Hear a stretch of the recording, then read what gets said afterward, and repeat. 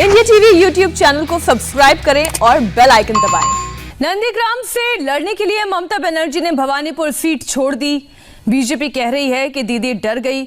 अब इस पर टीएमसी ने सफाई दी। भवानीपुर विधानसभा सीट से इस बार ममता बनर्जी ने अपने खास शोभन देव चैटर्जी को मैदान में उतारा है। इंडिया टीवी से शोभन चैटर्जी ने कहा कि जिस जमीन से टीएमसी उठी है, ममता ने फिर से उसी जमीन को चुना है। ममता बनर्जी इस बार नंदीग्राम से चुनाव लड़ रही हैं, लेकिन भवानीपुर जिस सीट से वो चुनाव लड़ती थी, उन्होंने अपने सबसे भरोसेमंद सिपाही शोभन देव चट्टोपाध्याय को उस जगह पर टिकट दिया है। अब शोभन देव चट्टोपाध्याय इस सीट से चुनाव लड़ेंगे। कितनी बड़ी चुनौती है ये सीट, शोभन देव चट्टोपाध्याय से ही हम जानते हैं। हमारे साथ मौजूद हैं। सियासी जो तमाम चर्चाएं हैं, उसमें चर्चा ये भी है कि ममता बनर्जी सियासत में मंझी हुई लीडर हैं, वो सारी चीज़ें समझ जाती हैं। उनको इस बात का आभास हुआ है कि इस बार कहीं ना कहीं भवानीपुर सीट से वो जीत नहीं पाएंगी, इसलिए आपको दे दिया। ऐसा भी कुछ नहीं।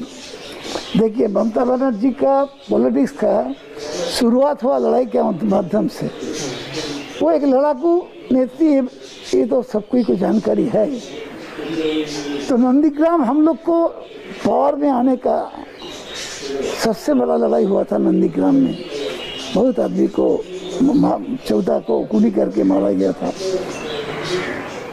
तो ममता जी ने इस बार वही लड़ाई का मैदान चुना है कि चैलेंज तो इतना आता है ना, बाहर से पैसा आता है, लीडर लोग आता है, तो चुनाव का लड़ने के लिए वही जमीन उन्होंने ठीक किया है। इस जमीन से, जो जमीन से हम लोग पावर में आया है, वही जमीन में लड़ाई करेगा।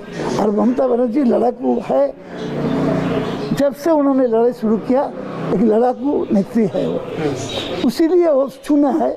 और उसको जो सीट, हम इस इलाके की बासिंदा है और बहुत दिन से राजनीति करता, हमको ऊपर उसको भरोसा है, इसलिए उन्होंने हमको इस सीट दिया है। आप तो पुराने हैं यहाँ पर, और चूंकि ये सीट पश्चिम बंगाल के मुख्यमंत्री की रही है, जैसा कि पिछले चुनाव में ये हुआ था कि वो अपने 3 बूथ में कमज़ोर पड़ गई थी, यहाँ तक अपने घर के बूथ को ही नहीं बचा पाई, वहाँ पर ही हार गई। ऐसे में भवानीपुर तो एक बहुत बड़ा चैलेंज है, जब अपने ही इलाके के तमाम ऐसे बूथ हैं जहाँ पर वोट परसेंटेज कम है, अपना बूथ ही नहीं बचा पा रही हैं, तो उस इलाके को छोड़कर एक लीडर को सौंपना आपके लिए बड़ा चैलेंज नहीं है?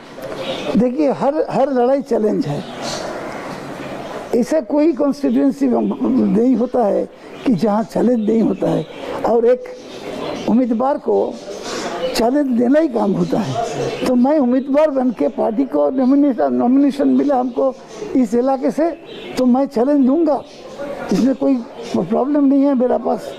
मैं 7 इलेक्शन लड़ाई किया, 7 इलेक्शन में मैंने जीता, और इस बार भी मैंने जीतेंगे।